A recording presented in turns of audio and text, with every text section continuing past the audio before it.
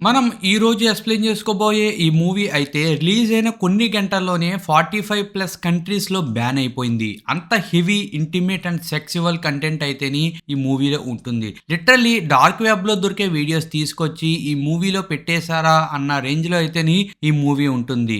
మీరు ఇటువంటి మూవీ అయితే మీ జీవితంలో చూసుంటారు కాబట్టి ఈ వీడియోని ఎక్కడ స్కిప్ చేయకుండా ఎండింగ్ వరకు చూడండి. ముందుగా ఈ మూవీలో ఉన్న క్యారెక్టర్స్ గురించి మనం తెలుసుకుందాం. మైలో అండ్ మరియా వీళ్ళిద్దరూ భార్యాభర్తలు. వీళ్ళిద్దరికి పీటర్ అనే ఒక 6 సంవత్సరాలు ఉన్న కొడుకు కూడా ఉన్నాడు. మైలో ఇది వరకు బ్లూ ఫిలిమ్స్ లో యాక్ట్ చేస్తూ ఉండేవాడు. ఒకరోజు పీటర్ తన ఫాదర్ యాక్ట్ చేసిన ఒక పోర్న్ వీడియోని చూస్తూ ఉంటాడు. మరియా తన కొడుకు పోర్న్ వీడియో చూస్తున్నాడు అని తన హస్బెండ్ తో అంటుంది, నువ్వు అసలు ఈ సిడీస్ ని ఇంట్లో ఎందుకు పెట్టావు అని. అయితే ప్రెజెంట్ మైరోకి ఎటువంటి పని ఉండదు, ఖాళీగా ఇంట్లోనే ఉండి మందు కొడుతూ ఉంటాడు.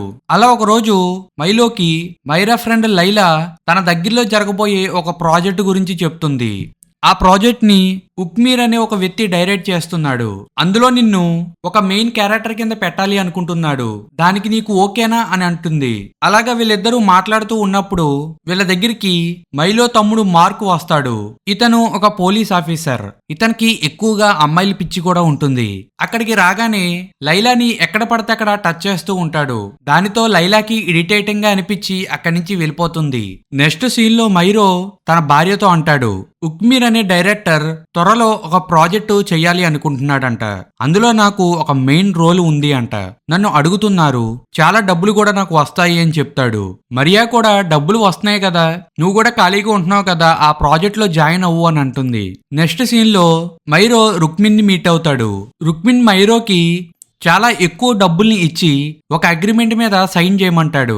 మైరో ఆ అగ్రిమెంట్ మీద సైన్ చేయాలా వద్దా అని ఆలోచిస్తూ ఉంటాడు. కానీ అతని ఆర్థిక పరిస్థితి చాలా బాగున్నందువలన అగ్రిమెంట్ ఏమీ సరిగ్గానే చూడకుండా సైన్ పెట్టేస్తాడు. ఒకవైపు మరియా ఇంట్లో ఒక్కదే ఉంటుంది. మైరో తమ్ముడు మార్క్ కూడా అక్కడే ఉంటాడు. అతను కన్ను ఆర్పకుండా మరియానే చూస్తూ ఉంటాడు. ఇతనికి ఈమె అంటే క్రష్ ఉంటుంది. ఒక్కసారైనా దొరకదా అని చూస్తూ ఉంటాడు. ప్రస్తుతానికి తను ఈ ఎమోషన్ ని తట్టుకోలేక బాత్రూమ్ లోకి వెళ్లి మాస్టర్బేషన్ చేసుకుంటాడు. ఒకవైపు ఉక్మీర్ తన రహస్య సంస్థ గురించి చెప్తూ ఉంటాడు.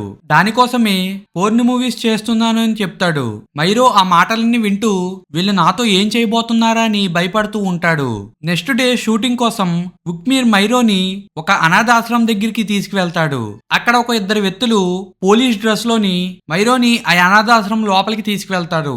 ఉక్మీర్ మైరోకి ఎలా చెయ్యాలో ఏం చెయ్యాలో అనేదంతా ఇయర్ ఫోన్స్ లో చెప్తూ ఉంటాడు. కొద్ది సమయం తర్వాత మైరో దగ్గరికి ఒక నర్సు వచ్చి మైరోకి జేకో అనే ఒక అమ్మాయిని చూపిస్తుంది. కరెక్ట్ గా అప్పుడే జేకో వాళ్ళ అమ్మ అక్కడికి వచ్చి జేకోని తీసుకువెళ్ళిపోతుంది. షూటింగ్ అయిపోయిన తర్వాత మైలో తన భార్యకి అక్కడ జరిగిన విషయాలన్నీ చెప్తూ ఉంటాడు. నెక్స్ట్ డే కూడా మైలో షూటింగ్ జరిగే స్పాట్ కి వెళ్తాడు. అక్కడ ఒక ఇద్దరు వ్యక్తులు జేకా తల్లిని కొడుతూ తీసుకువెళ్తూ ఉంటారు. అక్కడికి ఒక నర్సు వచ్చి మైలోని ఒక చీకటి గదిలోకి తీసుకువెళ్తుంది.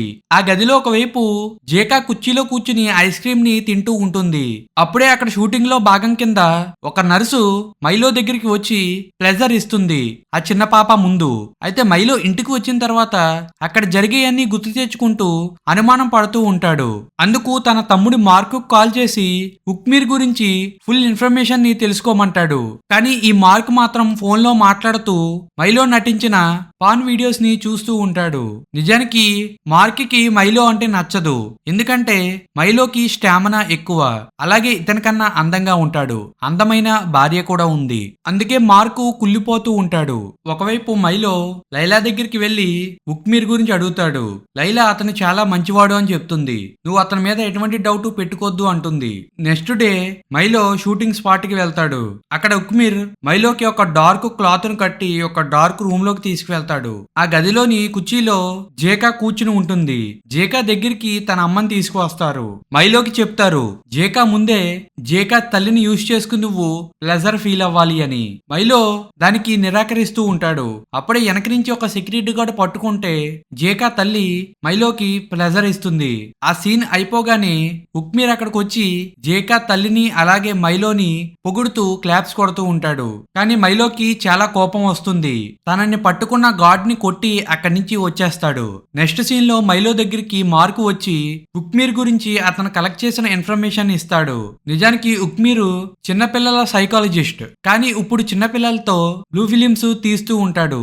అది తెలిసిన తర్వాత మైలో ఉక్మీర్ దగ్గరికి వెళ్లి ఇంక నీతో నేను పని చేయలేను అంటాడు.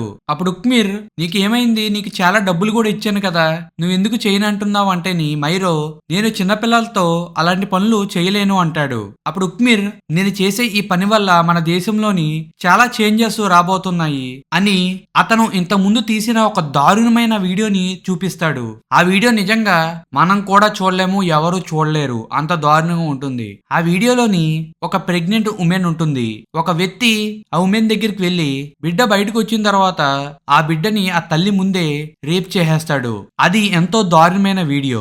ఆ వీడియో చూసిన తర్వాత మైలో పట్టరాని కోపంతో అక్కడి నుంచి బయటకు వచ్చేస్తాడు. అతని కారులోని చాలా డిస్టర్బ్ అయ్యి ఇంటికి వెళ్తూ ఉండగాని తన కారుకి ఒక నర్సు అడ్డు వస్తుంది. మైలో ఆ నర్సును చూడగానే అతను ఒక మృగంలాగా ప్రవర్తిస్తూ ఉంటాడు. ఎందుకంటే ఉక్మీర్ మైలోకి ఒక విచిత్రమైన డ్రగ్ ని ఇస్తాడు. ఎక్కడితో సీన్ కట్ అవుతుంది. నెక్స్ట్ సీన్ లోని మైలో ఒక బెడ్ పైన పడుకుని ఉంటాడు. అతను లెగిసి చూడగానే తన ఒంటి నిండా కొన్ని గాయాలు అలాగే బ్లడ్ కూడా అంటుకుని ఉంటుంది. అతనికి అసలు ఏం జరిగిందో ఏమీ గుర్తుండదు. ఏం జరిగిందో తెలుసుకోవడం కోసం ఆ ఆశ్రమం దగ్గరికి బయలుదేరతాడు. అలాగా కారులో వెళ్తూ ఉన్నప్పుడు మైలోకి ఏం జరిగిందో కొద్ది కొద్దిగా గుర్తుకు వస్తూ ఉంటుంది. ఆ రోజు రాత్రి మైలో డ్రగ్స్ వేసుకున్నందువలన ఆ డ్రగ్స్ మత్తులోని ఉక్మీరు ఏం చెప్తే అదే మైలో చేస్తూ ఉండేవాడు. ఆ మత్తులో మైలో జేకా తల్లితోని చాలా ఘోరంగా ఇంటిమేట్ అవుతూ ఉంటాడు. లాస్ట్ లోని ఉక్మీరు మైలోకి ఒక కత్తిని ఇచ్చి జేకా తల్లిని చంపేయమంటాడు. ఇతను కూడా తల నరికి చాలా ఘోరంగా చంపేస్తాడు. ఇంతలోనే మైలో ఆ ఆశ్రమం దగ్గరికి వెళ్తాడు. అక్కడ తనకి చాలా హ్యాండ్ క్యామ్ కి సంబంధించిన టేప్స్ దొరుకుతాయి. అవి తీసుకుని మైలో అందులో ఏ వీడియోస్ ఉన్నాయా అని చూస్తాడు. ఆ వీడియోస్ ఒక్కొక్కటి చూస్తూ మైలో షాక్ అయిపోతాడు. ఎందుకంటే మైలో మత్తులో ఉన్నప్పుడు ఉక్మీర్ దగ్గర ఉండే ఒక సెక్యూరిటీ గార్డు మైలోని రేప్ చేసేస్తాడు. మరో వీడియోలోని కొంతమంది గార్డ్స్ లైలా పళ్ళన్నీ పీకేసి ఆమెను కూడా చాలా ఘోరంగా హింసించి ఇంటిమేట్ అయి చంపేస్తారు. ఇంకో వీడియోలో మైలో జేకా వాళ్ళ ఇంటికి వెళ్తాడు. అక్కడ జేకా వాళ్ళ అమ్మమ్మ, నువ్వు మా ఫ్యామిలీని చంపినందుకు నేను చాలా ఆనందపడుతున్నాను అని అంటుంది. అప్పుడే మైలోకి ఇంకో విషయం గుర్తుకు వస్తుంది. ఒక నర్సు మైలోకి డ్రగ్ ని ఇస్తున్నప్పుడు మైలో అగ్రెసివ్ అయ్యి ఆ డ్రగ్ ని అదే నర్సుకి ఇచ్చేస్తాడు. దానితో ఆ నర్సు కూడా స్పృహ తప్పి పడిపోతుంది. మైలో ఆ ఇన్సిడెంట్ ఎక్కడ జరిగిందో తనకి గుర్తుకు రాగానే ఆ లొకేషన్ కి వెళ్తాడు. అక్కడ చాలా శవాలు పడి ఉంటాయి. ఆ ప్లేస్ కి వెళ్ళిన తర్వాత మైలోకి ఇంకో విషయం గుర్తుకు వస్తుంది. ఉక్మీరు ఒక బెడ్ పైన ఒక చిన్న పిల్లవాడిని అలాగే ఒక మహిళని పడుకోబెట్టి వాళ్ళతో చాలా దారుణంగా ఇంటిమేట్ అవ్వమని మైలోతో చెప్తాడు. మైలో ఇంటిమేట్ అవుతున్న సమయంలోని అతని పక్కకి ఒక మాస్క్ వేసుకున్న వ్యక్తి వస్తాడు. ఇతను మరి ఎవరో కాదు, మైలో తమ్ముడు మార్క్. మార్క్ మైలోని మోసం చేసి ఉంటాడు. అలాగే ఆ బెడ్ పైన ఉన్నది ఇంక ఎవరో కాదు, మైలో కొడుకు అలాగే భార్య. అయితే మైలో డ్రగ్స్ మత్తులో ఉన్నాడు కాబట్టి ఆ సమయంలోని మైలో చాలా అగ్రెసివ్ అయ్యి ఒక గన్ను తీసుకుని ఉక్మీర్ ని కాల్చి చంపేస్తాడు.